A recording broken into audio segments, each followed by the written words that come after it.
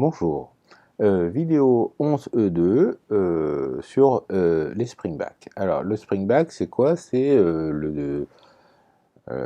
l'élément qui se monte à l'arrière de la chambre et qui sert à supporter le dépoli. Alors pour des raisons de poids et de manipulation, j'ai pris un cadre de Cynar P2, de Cynar P, pardon, qui est le même cadre que la Cynar F. Et j'ai le corps arrière de la Norma à portée de main. Alors, le corps arrière de la Norma, je l'ai modifié. C'est-à-dire que si vous regardez là, voilà, oui, ici, donc là on a les niveaux à bulles, l'arrière de la chambre est là normalement. Ça, le crochet que l'on voit ici est dans la position d'origine du montage. Et normalement, le crochet que l'on voit là, il devrait être là et partir vers l'arrière. Il devrait être là, voilà, et partir vers l'arrière. Et donc, ça me gênait. Et donc, j'ai dévissé les deux vis qui sont là-haut. J'ai sorti la languette ressort et j'ai simplement retourner cette pièce-là de façon, alors j'ai retourné la pièce à l'arrière, pardon, la pièce à l'arrière, de façon à ce que la cornière vienne vers l'avant et vers l'avant plutôt que vers l'arrière. Alors j'ai fait ça pourquoi? Parce que sans cette modification qui est très simple, hein, il n'y a pas eu un coupeau de fer, hein, c'est juste desserrer une vis et resserrer des vis. Hein. Ça permet de rendre le corps arrière de la Norma compatible avec tous les springbacks. Voilà, avec tous les springbacks. Donc on va commencer par le comment ça s'appelle? Par le springback de la Norma. Alors le springback de la Norma est et donc du coup, oui, c'est un peu moins ergonomique, mais avec cet outil magnifique que je vous ai présenté dans les autres vidéos, ça se manipule sans problème. Donc le springback de la Norma, il ressemble à ça. Voilà. Il ressemble à ça. Donc celui-là, il est un peu tardif parce qu'il est peint en couleur noire et qui n'est pas peint de la jolie couleur verdâtre de la Norma. Voilà. Mais il a les mêmes dimensions, les mêmes cotes, les mêmes assemblages du verre dépoli et de la lentille de Fresnel que les premiers springback de Norma. Voilà. Et c'est bien au niveau de la composition du dépoli et de la lentille de Fresnel que l'on va voir des évolutions ou pas d'un modèle à l'autre. Voilà. Donc, je vous avais fait la démonstration dans les vidéos sur la Graflex en vous expliquant que le dos Cynar est parfaitement aux cotes springback de la Graflex. Voilà, puisque à un tel point, c'est que je vous avais montré que on pouvait utiliser le HOD de la Graflex sur la Cynar. Bon. Le dépoli de la Norma est uni ou à quadrillage, mais il n'y a pas de pointillé dessus. Voilà. Ce qui n'est pas le cas des suivants que l'on va voir. Voilà. Comme tout bon Graflex, comme tout bon standard Graflock, on a deux petites oreilles chromées. On appuie, on pousse et on peut enlever la partie dépolie. Et ça sert à pouvoir utiliser des dos roll film 6-12 en utilisant les languettes de verrouillage. Voilà, les languettes de verrouillage et verrouiller ainsi son dos 6-12. 6-12, 6-6, 6-7, son dos roll film. Ou le dos Polaroid ou le Grafmatic. Je vous renvoie aux vidéos chez Graflex où j'ai déjà présenté les dos, les châssis et ainsi de suite. Et donc ça se déquille comme ça, on appuie, on glisse en arrière et ça se renquille dessus. Et ça s'ouvre facilement pour introduire un châssis. Voilà. Chez Sinard, ce n'est pas le dépoli qui tourne, ce n'est pas un dépoli rotatif, comme on a chez Cambo par exemple, ou chez Linoff, mais on dégrafe le clips, on tourne de 90 degrés et on l'oriente de l'autre côté. Voilà. Et donc du coup, on peut avoir un cadrage horizontal sans problème. D'accord? Bien sûr, ce dos Norma, voilà, qui est le dos qui est venu avec ma Norma, se monte sur un cadre Sinard F, Sinard P, sans aucun problème. Alors, voilà, ça tient dessus, ça se monte dessus, c'est la même cote, il n'y a aucun souci. Et bien sûr, là on a des petits leviers, c'est plus confortable, on s'escarpe moins les doigts, et ça tourne de 90 degrés. Voilà, tac, on le met bien, et on appuie, et voilà. Donc il n'y a aucun souci à avoir ce type de dépoli sur une chambre, entre guillemets, moderne. D'autant plus que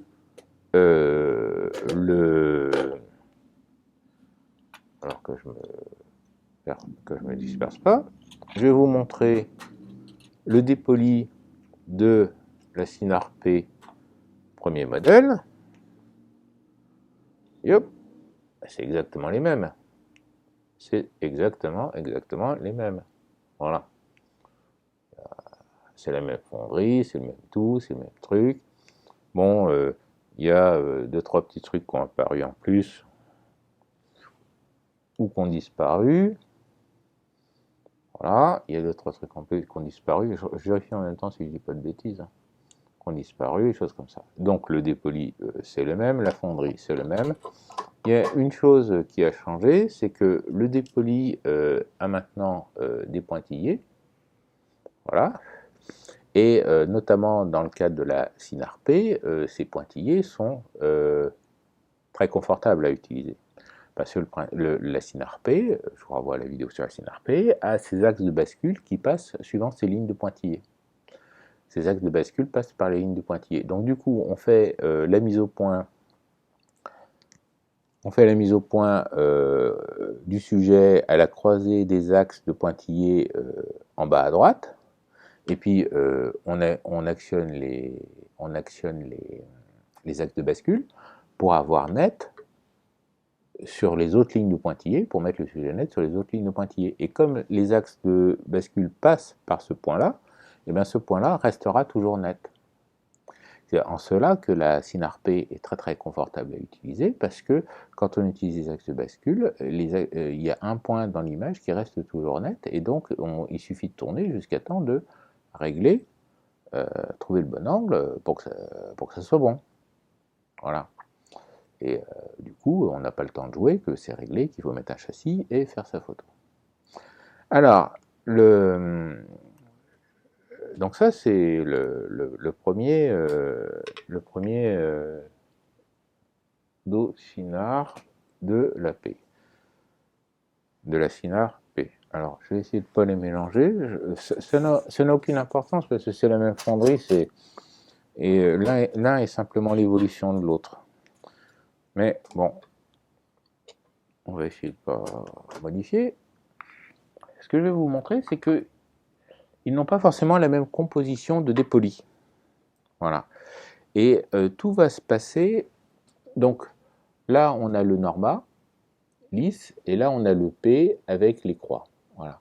Et donc, il me faudrait une troisième main. Assistant? Non, c'est pas ça.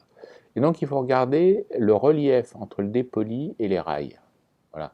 Et vous allez voir que ce n'est pas le même. Ce n'est pas le même relief. Donc là, je les mets à la même distance. J'essaie de, voilà, donc on a le même grandissement. Vous pouvez faire sur pause, regarder, mesurer. Et en fait, on n'a pas le même relief. Voilà. Tout simplement parce que sur cette chambre-là, il y a la lentille de Fresnel qui est devant le dépoli, et sur ce dos-là, la lentille de Fresnel est derrière le dépoli. Et donc, ce n'est pas le même calage de dépoli. Et donc, il faut faire attention quand vous achetez cela, d'essayer de bien voir si la lentille de Fresnel est bien présente et quand elle doit être présente. Voilà. Parce que sur ce dépoli-là, sans lentille de Fresnel, mais juste avec le dépoli, c'est inutilisable. Voilà. Et parce que le dépoli, les calages mécaniques pour mettre le dépoli tiennent compte de l'épaisseur de la lentille de Fresnel. Et si vous ne mettez pas la lentille de Fresnel, le dépoli n'est pas à la bonne place et ça ne marche pas. Alors c'est un faux problème parce que, comment dire, on connaît parfaitement quelle doit être la cote de la position du dépoli. Donc si vous avez le cas, eh ben, vous mesurez, vous savez quelle cote doit être de votre dépoli, et puis vous sortez une boîte d'allumettes, et puis vous commencez un peu de papier de verre, et puis vous commencez à faire une cale pour caler votre dépoli. Voilà. Parce que bon, ça vous coûtera moins cher que de renvoyer la chambre. Bon. Alors que je dise pas de bêtises, on peut éventuellement apprécier la chose en regardant sur la face arrière, parce que donc sur la face arrière, là donc on est dans le Norma, on a l'espèce de ressort chromé que l'on voit qui tient le bazar, là qui est bien monté, qui est bien avec le petit angle qui va bien, qui est joli, qui est beau, qui est propre. Alors que dans celle-là, moi j'ai monté la lentille de Fresnel derrière, après, j'ai récupéré une lentille de Fresnel et je me suis dit, ben, elles sont très bien là. Et donc, si elle dépolie seule, ça rentre plus. Et là, ça s'est mis plus à plat parce que j'ai rajouté la lentille de Fresnel. Sachant que normalement, ces ressorts-là sont là pour utiliser la lentille de Fresnel standard de Sinard, qui a donc les petits crochets que l'on voit là, sur le côté, et qui servent donc normalement à monter la lentille de Fresnel dessus. Alors, je ne vais pas le faire sur celui-là parce que du coup, je vais le faire sur l'autre. Voilà, hop, hop, hop, voilà. Et ça permet de monter une lentille de Fresnel. Bon là, mettre deux lentilles de Fresnel sur un dépoli offre peu d'intérêt, sauf quand on utilise des très très grands angles. Voilà, parce que la lentille de Fresnel a une distance focale et on devrait avoir une lentille de Fresnel avec une distance de focale comparable à l'objectif utilisé. Puisque le but de la lentille de Fresnel, je vous le rappelle, est de réimager la pupille de l'objectif vers l'infini et donc de permettre de voir le champ complètement lumineux. Donc, mettre deux lentilles de Fresnel ou changer sa lentille de Fresnel pour une lentille de Fresnel avec une focale adaptée n'est pas une stupidité. Voilà. Je dis ça pour ceux qui ne connaissaient tout simplement pas cette possibilité-là. Voilà. Et donc, eh ben, le truc se monte gentiment sur son cadre, voilà. Alors il y a un accessoire dont je n'ai pas parlé et dont j'aurais pu parler sur les obturateurs, mais j'en reparlerai plus loin, donc qui se fixe, donc on peut mettre un déclencheur, un câble de déclencheur ici, voilà. Alors vous allez avoir des chambres qui vont vous être livrées sans le système d'adaptation et puis d'autres qui vont être livrées avec le système d'adaptation. Donc on peut avoir éventuellement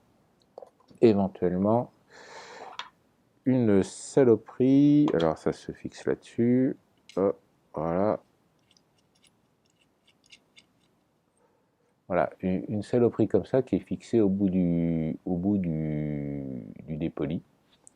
Donc ça, il faut surtout pas le jeter. Éventuellement, ça se dévisse et ça se range pour une utilisation après, parce que si vous achetez un jour un obturateur Copal-Cynar, eh bien, il y a un câble qui permet de relier le springback à l'obturateur Copal-Cynar et d'assurer la fermeture de l'obturateur quand on met le châssis. Alors, il se trouve que j'ai ce câble, il se trouve que j'ai les obturateurs Copal-Cynar, et personnellement, moi je trouve que ça marche pas très bien. Ça force l'introduction du châssis, puisque du coup vous avez une action mécanique pour un truc comme ça, et je n'ai pas trouvé ça confortable, et je préfère ne pas l'utiliser, c'est pour ça qu'il est démonté. Donc ça, donc on a vu le dépoli de la Norma, je le pose, et on a vu le premier dépoli de la Cynar P.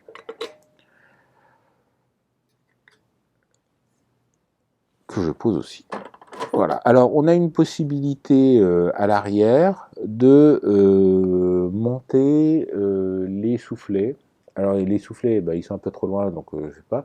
Mais il y a des rainures à l'arrière avec cette languette-là qui permet de monter un soufflet ou un soufflet ou le viseur réflexe dans le but de remplacer le voile noir et de permettre la visée avec une visée réflexe. C'est un miroir, c'est une espèce de grosse boîte métallique avec un miroir, puis il y a une loupe, chose comme ça, donc ça redresse haut-bas, mais pas droite-gauche. Moi, je trouve pas ça agréable à utiliser. Je l'ai déjà utilisé une paire de fois. Je trouve pas ça agréable. Voilà. Du temps de la Norma, on mettait le soufflet grand angle à l'arrière, et puis on avait une espèce de loupe monoculaire qui venait s'enquiller sur le soufflet, et ça permettait de regarder.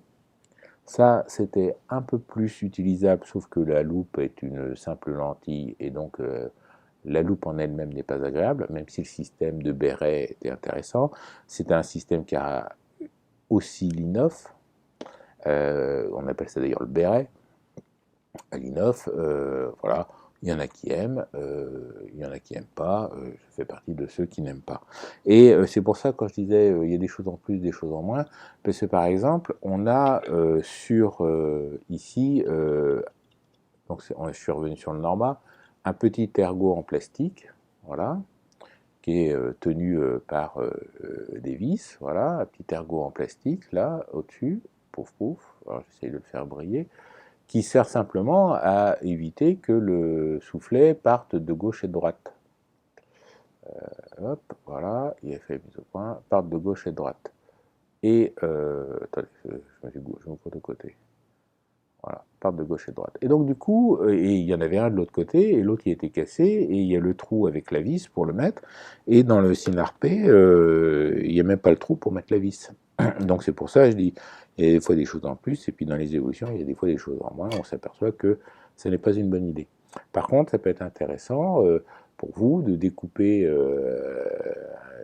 un petit bout de plastique, un petit bout de contreplaqué, un petit bout de métal, une petite planchette en métal, pour vous mettez ça là, vous verrouillez, et puis vous protégez mécaniquement votre votre dépoli. Voilà. Une autre solution avec ce dos-là, et c'est pour ça que c'est d'utiliser le hood Graflex, voilà, tac, hop, qui se monte, alors je l'ai monté à l'envers, hop, qui se monte raisonnablement, facilement sur le truc. Parce que celle-là, elle est ah, oui, non, il y a un sens. Voilà, qui se monte raisonnablement, facilement sur le bazar, voilà, donc parce qu'il y a la languette, il y a le trou pour la languette, voilà, tac, tac, ça se replie, et vous avez la languette qui est comme ça, voilà. Et moi, c'est ce que j'utilise sur ma Brandt Sinard qui fera l'occasion d'une... donc qui est ma chambre 4-5 d'extérieur, qui est une chambre que je vous présenterai dans une vidéo à part. Voilà, et donc du coup, bah, ça protège le dépoli dans la valise. Voilà. Bon, cette fois-ci, j'ai fini avec cela. On continue. Celui que je vais vous présenter, c'est le dépoli, c'est le springback de la Sinard F. Bon, ceci est le dépoli standard que l'on trouvait au début avec les Sinard F et que l'on trouvait avec les Sinard P et choses comme ça. Enfin bon, c'est l'évolution du dépoli que je vous ai présenté et qui est encore fabriqué aujourd'hui. Et il est intéressant, et donc il y a eu une version allégée qui était fournie qu'avec les Sinard F, mais les Sinard F tardives, qui était sans ces leviers ici, que l'on voit là. Et ces leviers sont très intéressants parce qu'ils permettent d'écarter le dépoli. Alors, je vais faire attention de ne pas coincer les doigts. Voyez. Donc ça permet d'écarter le dépoli pour permettre l'introduction du châssis et donc ça pince. Et ça pince très fort. Voilà. Et ben, ça fera le buzz. Bon, et donc ça pince très fort. Et donc ça permet d'introduire le châssis en infligeant un minimum d'effort au corps arrière. Et c'est très intéressant, surtout sur la Sinard F, qui se trouve avoir des montants relativement frêles. Et paradoxalement, c'est sur la Sinard F qu'ils l'ont supprimé. Donc c'est encore une connerie du marketing. Voilà. Donc ça se monte sans souci sur les cadres de F et de P, hein, puisque c'est de la même génération. Bien sûr, c'est un springback, donc là on a des pièces métalliques chromées qui sortent, on appuie, on fait glisser et on peut enlever le dépoli. Voilà. On fait attention de ne pas le péter. Et on va retrouver, alors cette fois-ci elles ne sont plus chromées mais noires, donc je sais pas, j'espère que ça va bien se voir. Voilà, au bout du doigt là, on a des tirettes qui permettent d'avoir le graph-lock. Voilà. Donc il est graph-lock. Voilà. Il n'y a pas de souci, on peut mettre le dos 120, le dos Polaroid, le graphmatique, le verrouiller en place. Voilà. Ces dépolis inaugurent, ces dos-là inaugurent quelque chose. Alors je vais vérifier parce que c'est un truc que je n'ai jamais pensé à regarder. Voilà. Oui, c'est bien ce que je pensais. Ces dos-là inaugurent une spécificité propre à Sinard, cette fois-ci, propre à Sinard, qui est un verrouillage des dos roll film. Donc les premiers dos roll film Sinard avaient en plus un verrouillage. Alors je cherche à voir comment vous le montrer parce que c'est noir sur fond noir, donc ça va pas être évident. Donc, ah oui, bah si, ça y est, j'ai trouvé. Voilà, tac. On va prendre un petit objet blanc. Donc, ce que je vais vous montrer est au bout du doigt. Voilà. Donc, on a un trou. Voilà. On a un trou ici. Voilà. Et on a un trou ici. Bien sûr, il y a le symétrique en face. C'est en face de la rainure d'étanchéité du châssis. Voilà. Et les dos Vario, notamment, et les dos roll film en général de chez Sinard. Peut-être pas le zoom 2. Je vais aller chercher un zoom 2 pour... non, et pas le zoom 2. Et pas le zoom 2. Ont des ergots qui rentrent dans le châssis pour le verrouiller. Voilà. Donc dans le Vario, ça j'en suis certain. Et s'il y en a dans le Vario 2, dans le zoom 1, je sais pas, je saurais pas dire. Mais ça se voit sur les photos parce que vous avez des tétons chromés qui affleurent quand le dos est fermé, et puis quand le dos est ouvert, qui sortent pour venir se verrouiller dans le springback. Ce qui fait que ces dos-là peuvent ne pas s'ouvrir sans forcer et sans peut-être les esquinter dans d'autres chambres, hein. Il faut faire attention à ça. Et donc du coup, ça fonctionne gentiment, parce que c'est du cinard sur du cinard. Voilà. Et donc le dépoli, alors je vais le remonter pour éviter les... Hop, hop, hop. Il est dans le bon sens, oui. Il est dans le bon sens, mais il est trop loin. Voilà. Il est trop loin. Il est dedans. Il est dedans. Il est dedans. Voilà. Et donc, du coup, on va retrouver la possibilité à l'arrière du dos, avec toujours une petite tirette pour verrouiller, pour monter des soufflets, ou le viseur réflexe. Voilà. Donc ça perdure. Et puis, bien sûr, éventuellement, un bout de tôle, un bout de ferraille, un bout de MDF, un bout de contreplaqué pour pouvoir verrouiller, pour pouvoir protéger son dos dépoli dans la caisse de transport, si tant est qu'on ait des choses qui soient susceptibles de bouger, de se déplacer dans la caisse de transport. Voilà. Voilà, voilà, voilà. Alors bien sûr, ça se monte horizontal, vertical, sans problème, parce que c'est l'interface qui est carrée. Qui est carré. Alors il faut viser correctement, et puis voilà, donc il est monté vertical, et ainsi de suite, parce que la base est là. Ce dos peut se monter avec la modification que je vous ai indiquée sur le dos de la Norma.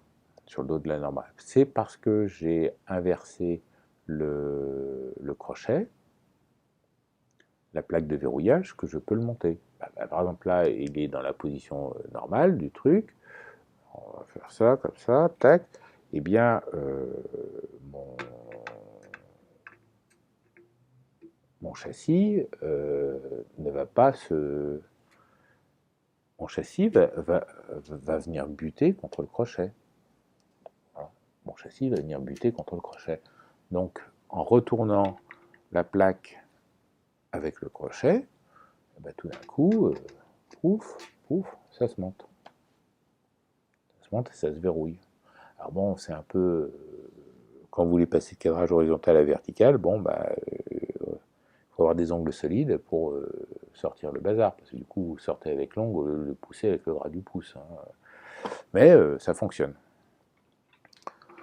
Ce châssis-là va vous permettre d'utiliser la lentille de Fresnel. Alors la lentille de Fresnel, donc c'est la même que je vous ai montrée, hein. Elle se monte, cette fois-ci elle se monte non plus par les crochets extérieurs, mais par le haut et le bas. Donc on la glisse comme ça, et puis on vient la plaquer, et il y a une espèce de petite languette en plastique qui la tient. Ce qui fait que en fait, cette lentille de Fresnel, ce cadre de lentille de Fresnel existe en deux versions, une avec les crochets et une sans les crochets. Voilà. Du point de vue optique, du point de vue de la lentille de Fresnel, c'est la même chose, il n'y a aucun souci, mais simplement, celle-là, je peux la monter aussi sur mes dos de Norma, et de Cinard premier modèle, ou le monter sur ce dos-là. Voilà. Le dernier dos que je vais vous présenter ressemble furieusement. Alors, je vais enlever la lentille de Fresnel. Ressemble furieusement. Ressemble furieusement. Sauf pour la partie qui est là. Voilà. Alors, je pose celui-là. Donc,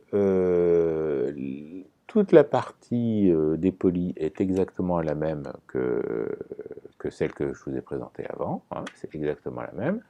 Et c'est le cadre qui est différent. Là, on voit qu'il est un peu plus large, et puis il y a une espèce de bras de levier là qui traîne. Et il est spring-back, comme les autres, voilà, et ainsi de suite. Et si vous avez un dos comme celui-là, et que vous voulez passer à celui-ci, vous pouvez très bien n'acheter que ça. Donc ça, c'est la référence, non, c'est pas la référence, c'est la patente, donc on s'en fout. Ça, c'est ce qu'on appelle le cadre de mesure. Le cadre de mesure, voilà. Et ce cadre de mesure permet d'utiliser... Alors, j'ai posé quelque chose dessus, il ne fallait pas. Voilà. Ce cadre de mesure permet d'utiliser des sondes de mesure. Donc ça, je vous les ai présentés dans le... donc c'est la sonde de mesure Broncolor, voilà. C'est la sonde de mesure Broncolor, voilà. Et ça, donc elle a un sens vers l'objectif, voilà, hop. Alors ça se déverrouille, donc là vous êtes du côté du photographe, voilà. Et moi je suis côté objectif. Donc on peut ranger la sonde de mesure comme ça, avec le levier de verrouillage. Et puis on déverrouille le truc. On a une zone dans laquelle on fait rentrer la sonde de mesure. On peut verrouiller pour maintenir le bazar et faire sa mesure avec son posemètre. Donc ça permet d'utiliser la sonde de mesure TTL avec le posemètre Broncolor FCM. Alors moi j'ai le système Broncolor FCM, ça fonctionne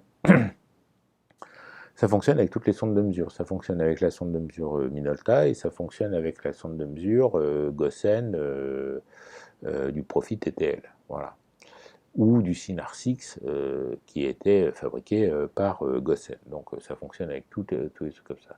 Et donc ça vous permet de faire faire des mesures et devant le dépoli. Donc je remonte le dépoli. Maintenant vous avez vu, parce qu'avec le dépoli on voit un peu moins bien quand même. On voit un peu moins bien parce que le dépoli diffuse. Voilà, mais du coup je vais vous présenter de ce côté-là. Voilà, donc on déverrouille le truc, on passe, et on a le...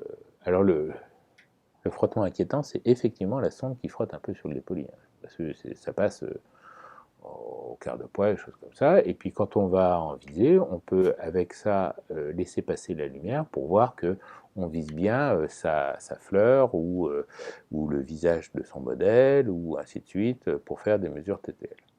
Moi, c'est un système que j'utilise depuis très très longtemps, qui je trouve qui marche super bien, et j'en suis très très content. Voilà. Mais, alors, bien sûr, on peut aller jusque dans le coin inférieur, on peut aller en haut, on peut quasiment aller partout, voilà, la limitation, elle se trouve là. Bon, la sonde, elle a été faite normalement pour du 8-10, donc c'est un peu chiant, mais, comme disait Audiard, les cons, ça ose tout.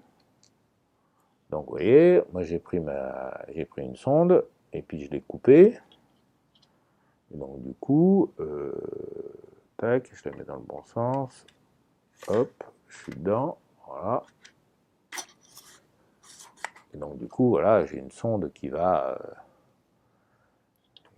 adaptée au 4.5, hop, et qui, quand elle se range, prend moins de place. Voilà. Bon. C'est pas un truc que j'ai utilisé tellement en extérieur, je l'ai surtout utilisé en laboratoire, enfin au studio, mais parce que c'est en studio qu'on a le plus de problèmes de prolongation de temps de pause liés au comment ça s'appelle à l'allongement.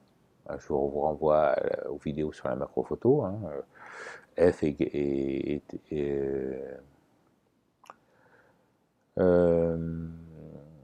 est égal à F sur D facteur de G plus 1, hein, voilà, donc c'est ce qu'on appelle le coefficient de soufflet, coefficient de prolongation lié au soufflet, et qui est quelque chose qui arrive très très souvent en en photo à la chambre, parce qu'on est très très rapidement dans le domaine de la macro. Voilà. Bon, je remonte mon truc, je remets mon bazar, et voilà. Donc du coup, alors il y a une autre possibilité d'utiliser la sonde avec n'importe quelle chambre, qui sont des châssis de mesure qui sont fabriqués par Gossen. Mais du coup, on perd la netteté, parce que c'est un châssis qui s'introduit et donc il déplace le dépoli. Et donc, on perd la netteté et c'est moins agréable. Alors, on peut corriger la netteté, faire ses mesures, voir où on vise et ainsi de suite. Le châssis est en plastique, il n'est pas. On a l'impression qu'il n'est pas d'une solidité absolue, bien que je n'en ai jamais cassé. Voilà. Donc, enfin voilà. Bon, c'est quand même un des gros avantages de Sinar que d'avoir réussi à offrir un système aussi intégré, aussi euh, versatile, parce que les cadres sont partout les mêmes. Voilà, les cadres sont tous les mêmes. Donc déjà, le corps avant, le corps arrière, c'est le même cadre. Donc on peut rallonger à l'infini, on peut insérer des montants entre les les montants universels s'ouvrent de façon à pouvoir être posés par le dessus sur le rail, donc il n'y a pas besoin de sortir tous les autres montants pour en rajouter d'autres, ça c'est pas mal. Le système du rail rond est très très bien et fonctionne très très bien, et voilà quoi. Donc c'est un système qui est bien, et c'est peut-être aussi pour ça que ça s'est vendu autant. Hein, c'est peut-être aussi pour ça que ça s'est vendu autant. Bon, enfin bref. Donc, c'est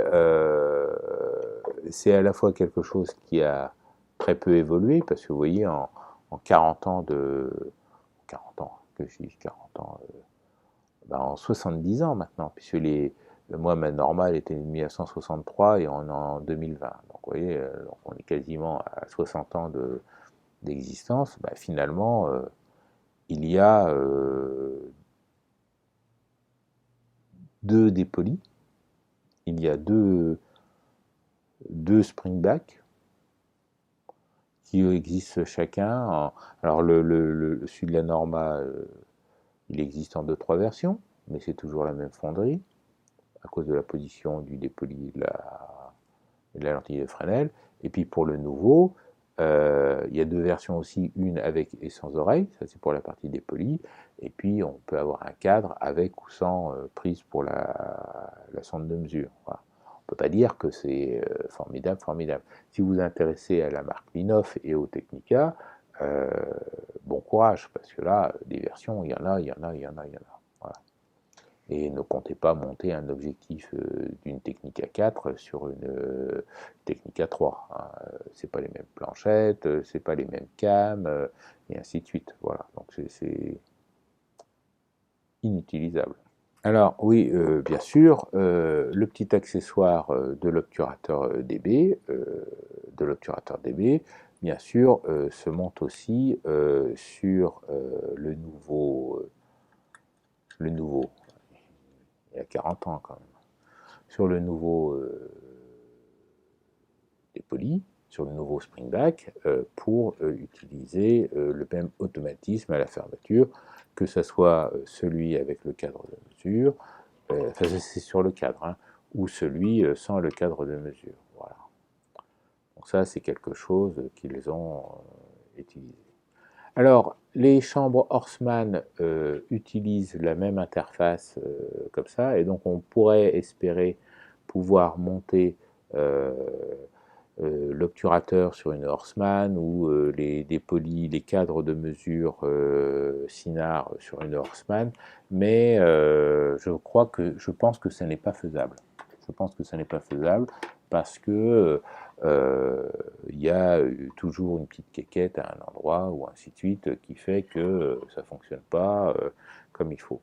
Donc, revenons gentiment sur l'obturateur DB, sur l'obturateur Copal Sinar, parce que je me suis aperçu en les revoyant que j'avais oublié deux, trois caractéristiques. Alors, la première caractéristique, c'est que nous avons un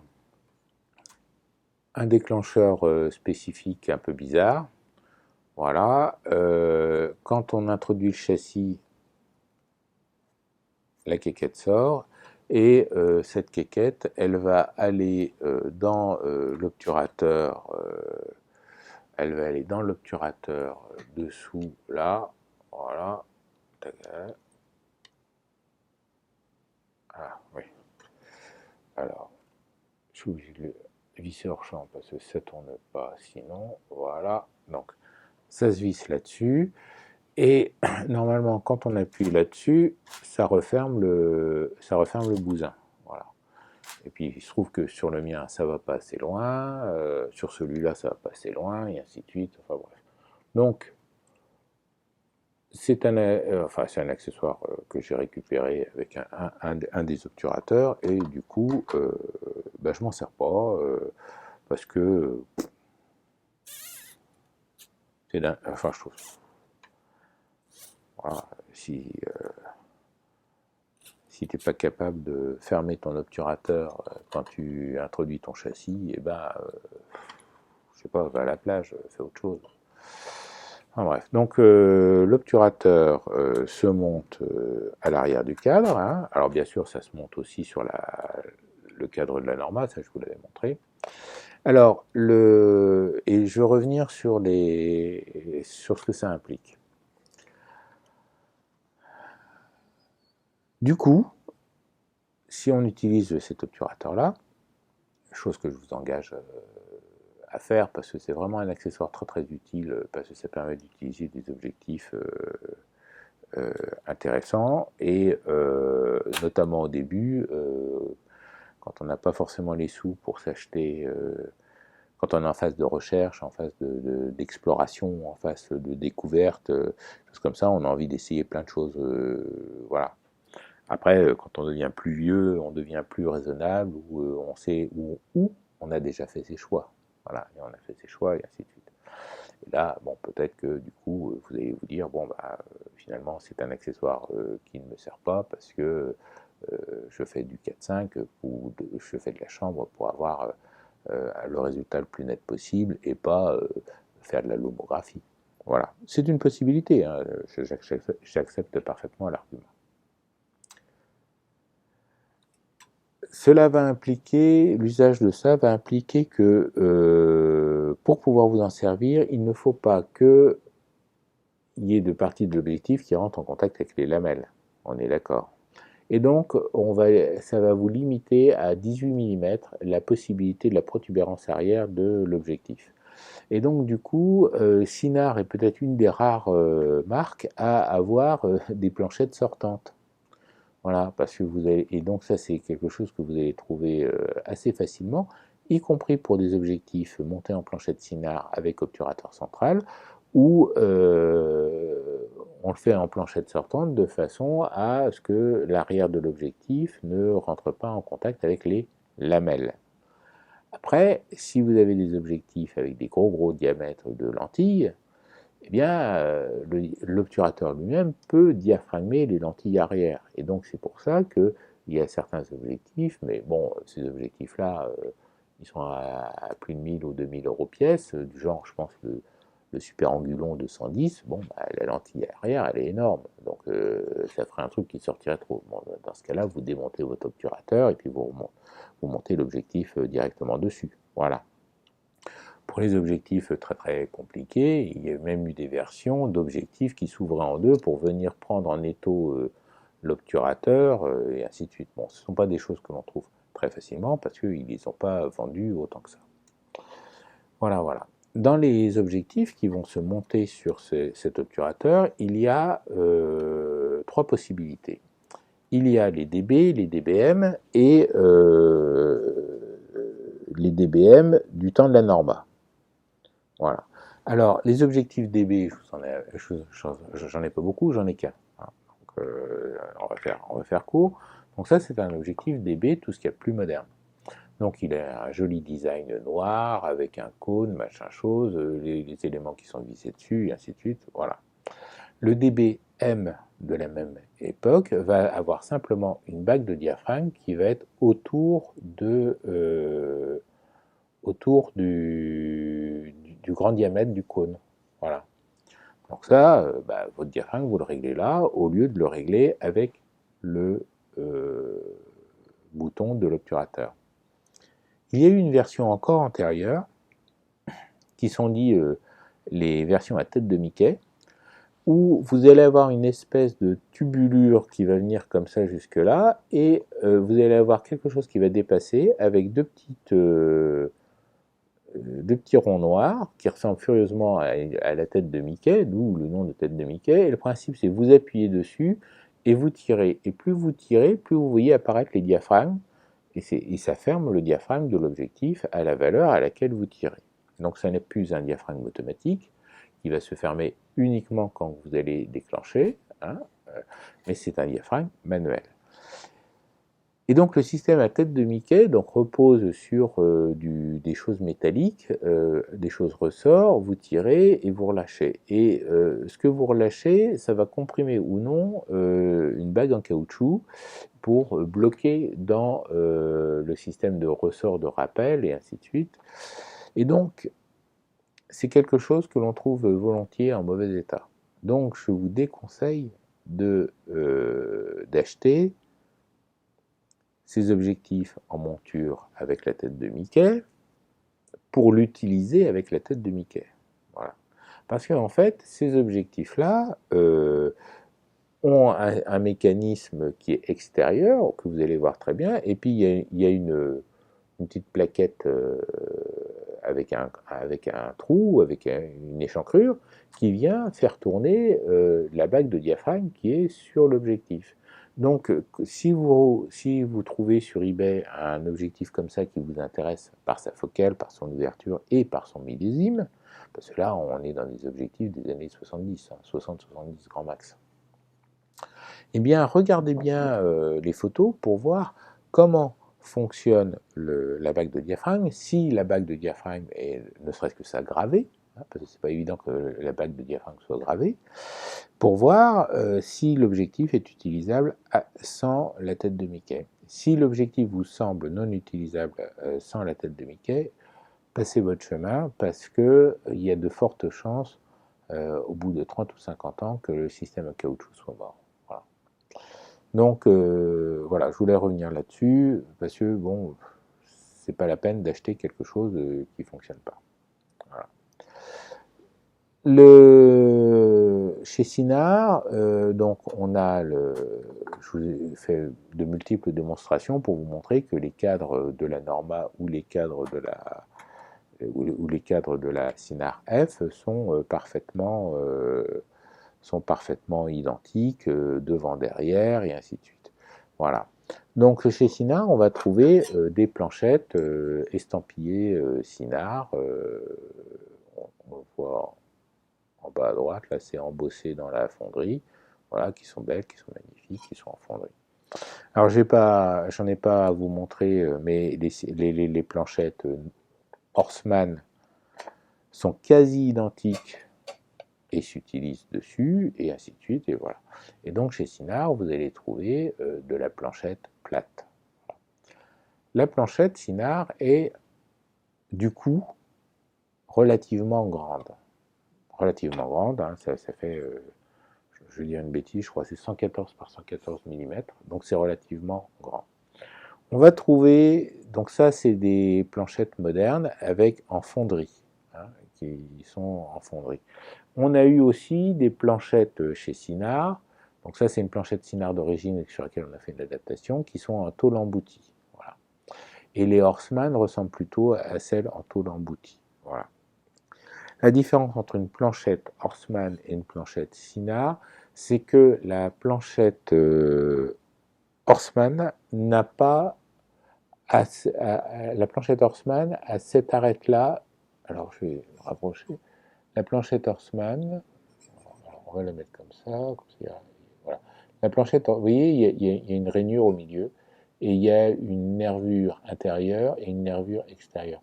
Sur la Horstmann, c'est à la même hauteur, alors que sur Cynar, la nervure intérieure est plus profonde que la nervure extérieure. Ce qui fait qu'on peut mettre des planchettes Cynar, des planchettes Horstmann sur une Cynar. Je ne suis pas persuadé que l'inverse fonctionne très très bien. Voilà. Bon. Pour les adeptes de l'impression 3D et choses comme ça, vous cassez pas les nénettes à les imprimer quand on voit le prix auquel on les achète. Hein, parce que ça va vous bouffer une quantité phénoménale de plastique. Le plastique a un coût quand même. Le temps machine, et ainsi de suite. Faites bien votre business plan avant de vous dire tiens, je vais m'imprimer les planchettes pour voir. Bon. Et donc du coup, la taille carrée de la planchette risque d'être... Alors, c'est à la fois un avantage et un inconvénient. Bon, parce que c'est un inconvénient parce que ça prend quand même de la place. Si vous faites un coffre, une valise pour transporter le bazar, ben vous pouvez faire un râtelier et grosso modo, même les objectifs les plus gros, la planchette dépasse. Donc vous allez pouvoir les glisser comme dans un râtelier, comme dans une carte dans un PC ou ainsi de suite, là, pour les ranger, pour les tenir très bien, et choses comme ça. Et donc, du coup, la grande planchette est un avantage. Moi, comme il se trouve que j'ai à la fois des Graflex et des Cynar, je me suis démerdé pour réussir à utiliser mes objectifs sur mes deux chambres. Donc, j'ai trouvé sur eBay, tiens c'est étonnant, il a encore acheté un truc sur eBay, un montage d'une... alors ça va être un peu compliqué. J'ai trouvé sur eBay un adaptateur Cynar Li9. Voilà. Un adaptateur Cynar Li9. Parce que le standard de la Graflex ne s'est pas très très répandu. Il a été utilisé par Graflex, mais Graflex a jeté l'éponge en 1976-1978 grand max. Et Toyo a utilisé aussi ces planchettes-là à un moment donné, mais n'a pas fait forcément des adaptateurs pour tout. Voilà. Et j'ai trouvé un adaptateur Graflex Pacemaker sur chambre graphique. Donc la graphique, c'est celle qui avait les angles droits. Voilà. Il va y avoir une manifestation, je ne sais pas quoi, enfin bon, ça klaxonne. Et donc, chose merveilleuse, je peux prendre mon objectif qui est monté en planchette Graflex, Pacemaker, en tôle emboutie à coin arrondi. Je peux le monter sur l'adaptateur, dans le bon sens. Voilà, tac, tac, hop, hop, hop. On serre les bazars. Et j'ai modifié à coup de lime mon bousin pour pouvoir monter mon objectif. Alors, il y a un petit cran qu'il faut pas louper. Il y a un petit cran qu'il faut pas louper. Et normalement, ça se monte. Voilà. Tac, tac. Et voilà, ça se monte. Alors oui, bon, d'accord, je vais me faire enguirlander à Courbevoie, tu fais ton truc avec 3 adaptateurs. Bah oui, oui, je sais bien, mais du coup, je peux utiliser des planchettes que j'ai achetées en grand nombre, qui sont les planchettes de Graflex, et puis mes objectifs, eh ben, je peux les utiliser sur toutes mes chambres. Voilà, et puis après, ça se monte sur mon cadre Cynar. Alors, c'est un choix à faire, et je veux dire, c'est un choix à faire très très rapidement, parce que les planchettes, c'est pas très cher unitairement, mais quand vous commencez à avoir 4 ou 5 objectifs, ça représente un budget. À 20-30 euros pièce, ça commence à faire. Voilà. D'autant plus qu'en général, l'adaptateur n'est pas donné non plus. Voilà. Donc, moi, comme j'ai des Graflex, je suis parti sur le standard Graflex. Mais si vous avez absolument aucune envie d'acheter une Graflex, jamais, jamais, au grand jamais, je n'aurai de Graflex, bah, par exemple, vous avez le standard Linoff, qui est très très répandu par contre, qui sur le coup, sur ce coup-là, est très très répandu. Voilà. La planchette Linoff ou la planchette Sinar, vous allez payer ça le même prix. Simplement, c'est de voir qu'est-ce qui est le plus sympathique pour vous à transporter des planchettes, des grandes planchettes ou des petites planchettes. Voilà. C'est une question de confort. Comme toujours, dans l'accessoire, comme dit Arnaud Thierry dans le studio de poche, oui, les accessoires, c'est une question de confort. Voilà, c'est tout. C'est tout ce qu'il y a à dire. Bon, ceci va donc terminer la saga sur les Sinars, la saga sur les accessoires et la vidéo T011E2 en vous disant bah, regardez ce qui existe, baladez-vous, achetez les bouquins que je vous ai présentés, notamment voilà, s'il y a un accessoire à acheter en grand format, c'est ce livre-là. Voilà. Alors, oh, vert sur rose, à mon avis, c'était un aficionado de Gaston Lagaffe et de sa poubelle. Voilà, pour ceux qui connaissent, ben voilà, ils noteront la référence culturelle. Voilà, achetez ce bouquin-là, lisez-le. Ça vous donnera, toutes marques confondues. Bon, le livre est dédié Sinard, on est d'accord, mais ça vous donnera ça vous dira ce que peut faire une Sinard, ça vous dira ce que peut faire une chambre. Et puis, si vous voulez à tout prix une autre marque pour des raisons budgétaires, c'est un mauvais choix.